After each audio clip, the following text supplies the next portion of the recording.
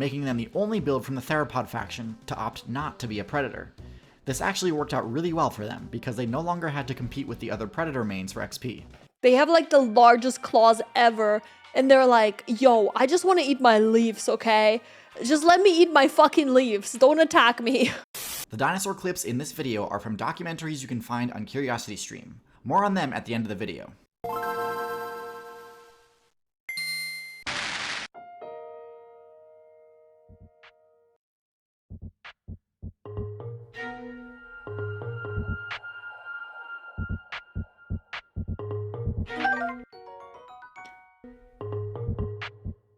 Oh my god, the gaming overlay.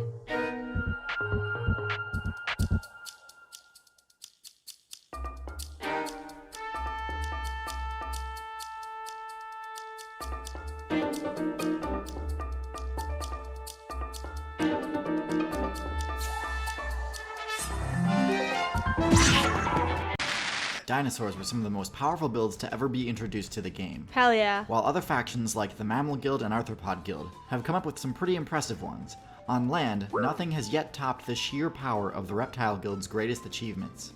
Even though their massive size is perhaps their most notable trait, there was also a ton of variety in the abilities and combat strategies that these builds employed. And so today I think it's finally time to release my dinosaur tier list. Yippee! Obviously there's a ton of dinosaur builds, so there's no way I can cover all of them, but I definitely will try to hit the important ones. It's worth noting that the reign of the dinosaur faction lasted more than twice as long as the reign of the mammal faction that supplanted them. And so during this huge stretch of time, dinosaur maids basically tried out every conceivable strategy, and that's why there are so many builds to talk about.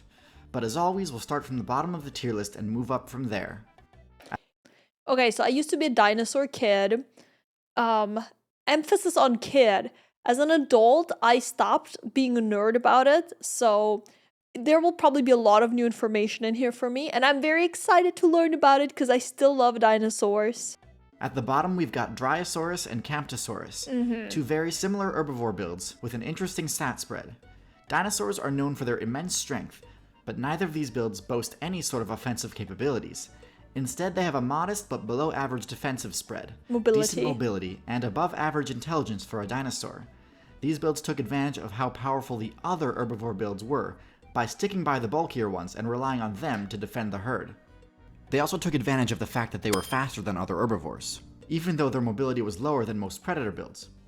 Their higher intelligence granted them more advanced perception, letting them function as the herd lookouts. But nonetheless, these builds were helpless on their own, and were easy targets for predator mains if they were ever caught undefended. Yeah, that seems like an F tier. I love this screenshot.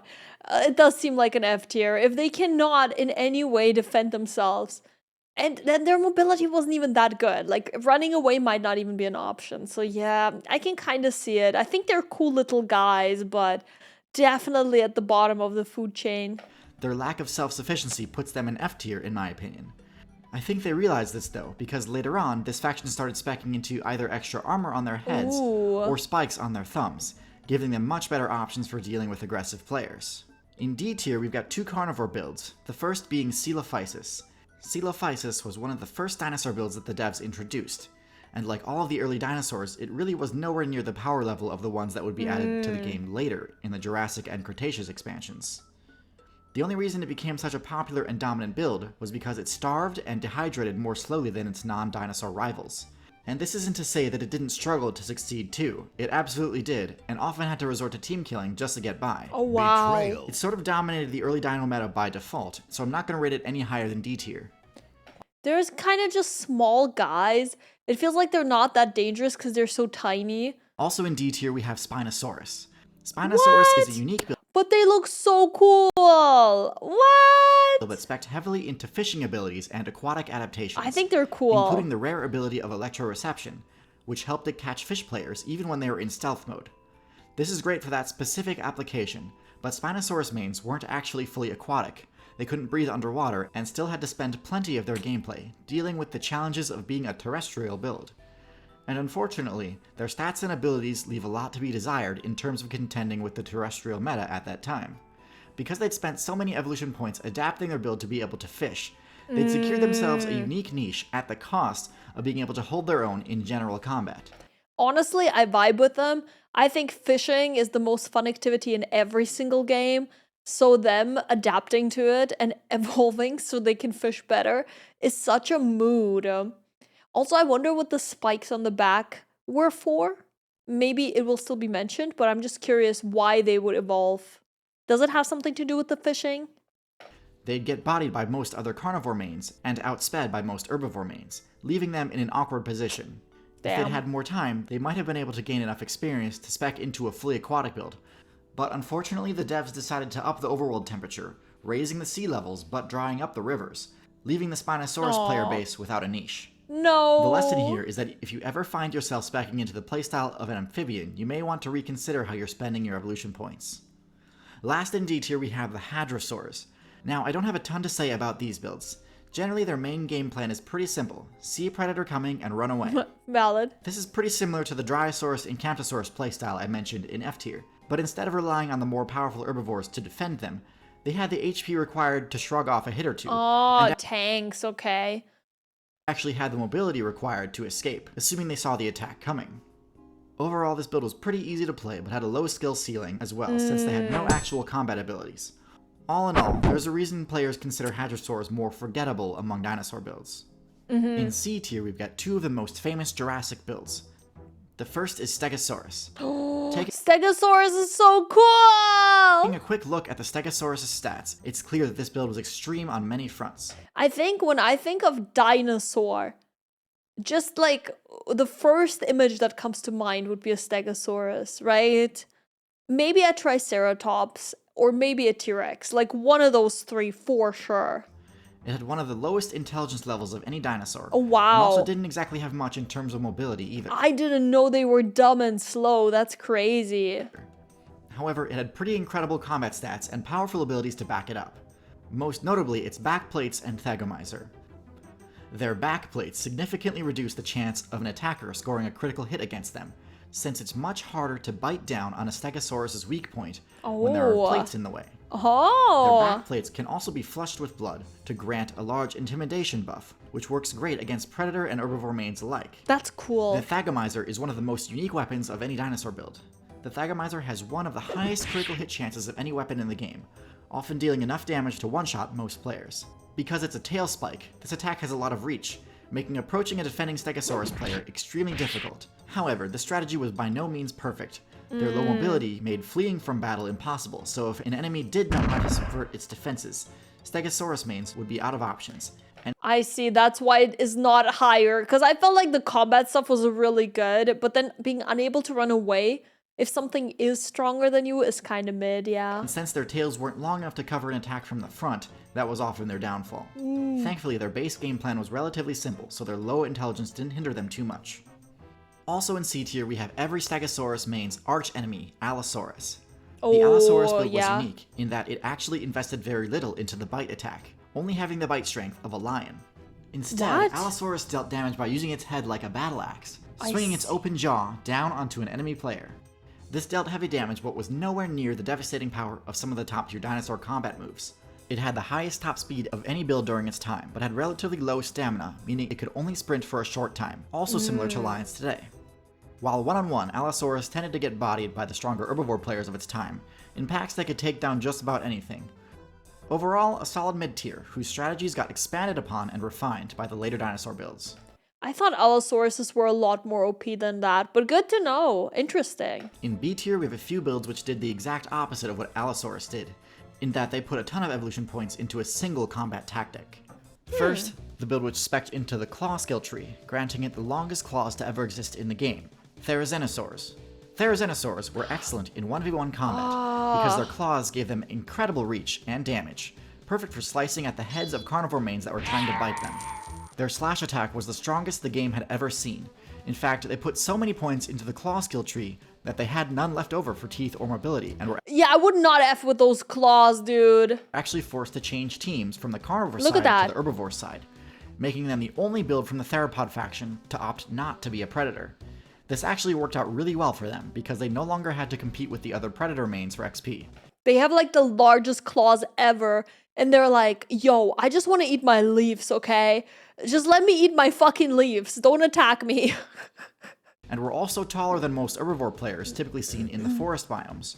Sure, they were lacking in intelligence and mobility, and also couldn't actually gain any experience from the enemies that they defeated with their claws, but all in all, they had a surprisingly effective strategy.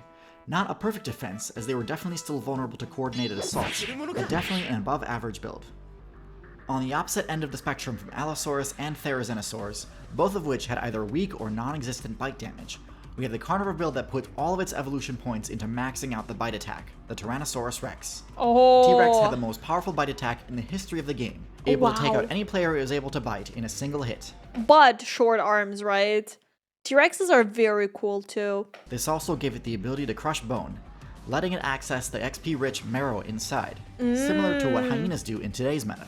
T-Rex was a hybrid between a predator and scavenger build. Oh, I like that you can see the feathers in this animation. From what I've heard, a lot more dinosaurs have feathers than people think. So basically, we just imagine them to be these big, naked creatures because obviously just from finding bones, it's hard to imagine what they might have looked like, you know? Didn't have the greatest luck taking down the heavily armored herbivores of the Cretaceous expansion, but it could certainly defeat them if the T-Rex players worked in a group. And as a scavenger, its massive size gave it the ability to steal kills from other carnivore players who had no hope of surviving its devastating bite if they got in its way. T-Rex did, however, have to sacrifice all of its other offensive strengths in order to maximize its bite damage. Its arms were so short that its claw attack had pathetic range. Not ripping off the mini arm, dude! The arm wasn't even gonna hurt you anyways, bro! Making them useless both for holding prey and fighting rivals for territory. And it also wasn't particularly fast outside of short bursts of speed. So if players saw it coming, which wasn't that hard because of its massive size, they wouldn't have too tough a time avoiding it. Still, with team strats, it was near unstoppable, and it always had the option to fall back on scavenging, so it was definitely a solid high tier. Hi guys! If you're enjoying this video, don't forget to like and subscribe. Thank you! The last B tier build I want to talk about is Triceratops. Hey! Yo, who's S tier and A tier? Come on! Triceratops are so iconic as well. Defense in a single direction. No build has ever come close to Triceratops. Their horns can deal massive damage in a single swing, even to giant carnivore builds like T-Rex. Looking at its stats, it's pretty clear that going head-to-head with this thing would end badly.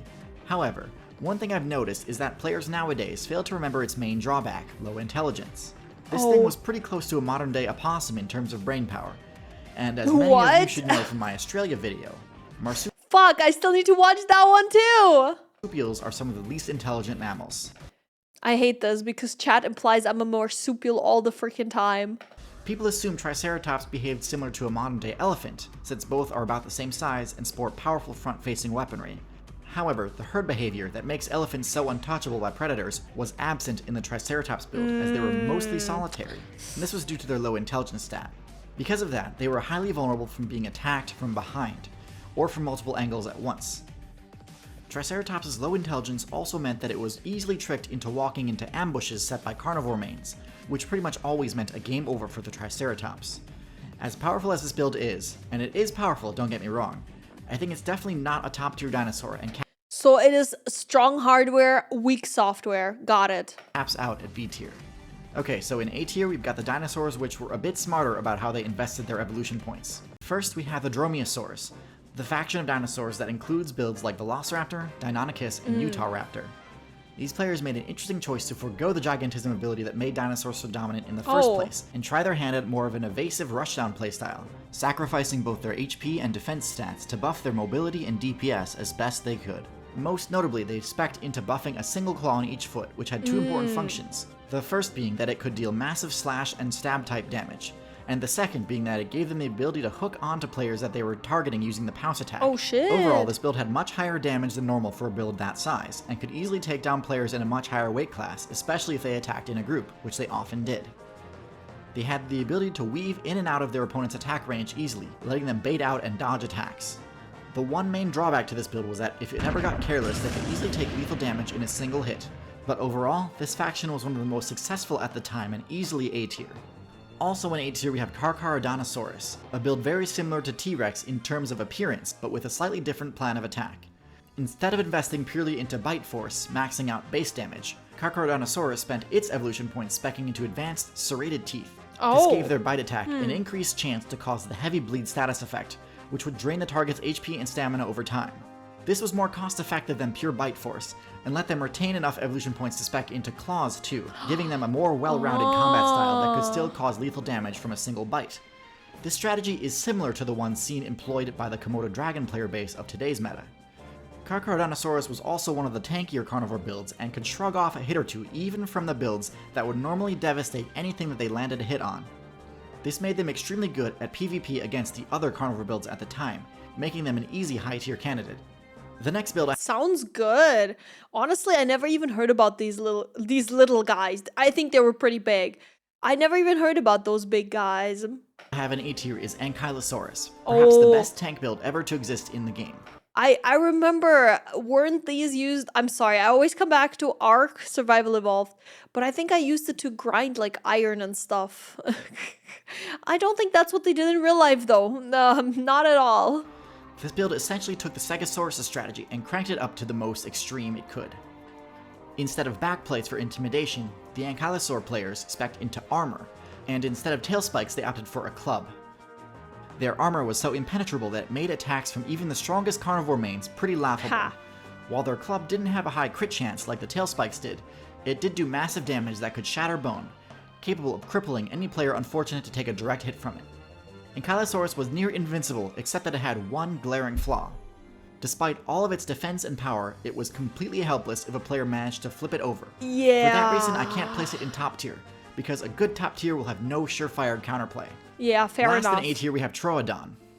The Troodon build was the only dinosaur build whose core strategy was based around the intelligence stat. Sure, other dinosaurs used team strategies or had advanced perception skills, both of which require some usage of intelligence. But Troodon was the only one to specifically tailor their build around having its brain be its best weapon. Troodon had to sacrifice a lot to get this. High intelligence requires a lot of calories to maintain, so getting the kills required to sustain both a large size and a large brain was impossible, meaning that they had to give up gigantism as a trait. So instead of powerful dagger-like claws, Troodon opted for smaller but opposable claws that could be used to pick up objects. This severely cut its potential in combat, but gave it a lot of options in terms of manipulating its environment to, for example, set up traps to catch players that would otherwise be able to evade them. It's very possible that if non-avian dinosaurs weren't banned in the Meteor Strike balance patch, Troodon players would have eventually leveled up their intelligence enough to become top tiers, similar to humans. Whoa! Guys, this could have been us! Man, life would be better if we could look like this. But even though it was starting to gain the power to dominate its environment, it still had no way to combat the other top tiers, aside from just running away. So it definitely wasn't S tier. In S tier, we have the most overpowered dinosaur faction of all, the sauropods. Oh, Sauropods really? had every tool they needed to counter all other dinosaur builds. I guess. They are really big and they have big tails and stuff. That's true. Yeah, maybe. I for some reason, I didn't think they'd be that high. I've just been underestimating herbivores, I guess. They had the maximum HP stat possible for a terrestrial build, and because they used the herd strategy, oftentimes this meant that if a sauropod player was caught off guard and was under attack by several carnivore players, it could usually tank enough hits that its teammates would have time to rescue it. And of all the dinosaurs, sauropods also had the largest attack range. Their whip-like tails may have not had the same damage per hit that Stegosaurus or Ankylosaurus did, but they were This fighting footage is so funny to me for some reason. still plenty powerful, able to knock down enemies well out of reach of a counterattack. Bonk. And if they did get too close, a sauropod stomp attack was literally the most devastating move in the game, knocking the target down and dealing lethal damage. Lastly, their extreme height gave them a massive advantage for avoiding stealth attacks, as they could see much further than other players.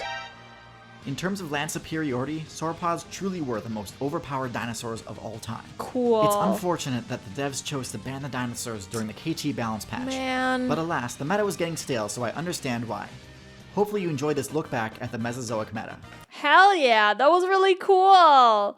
Aw, man.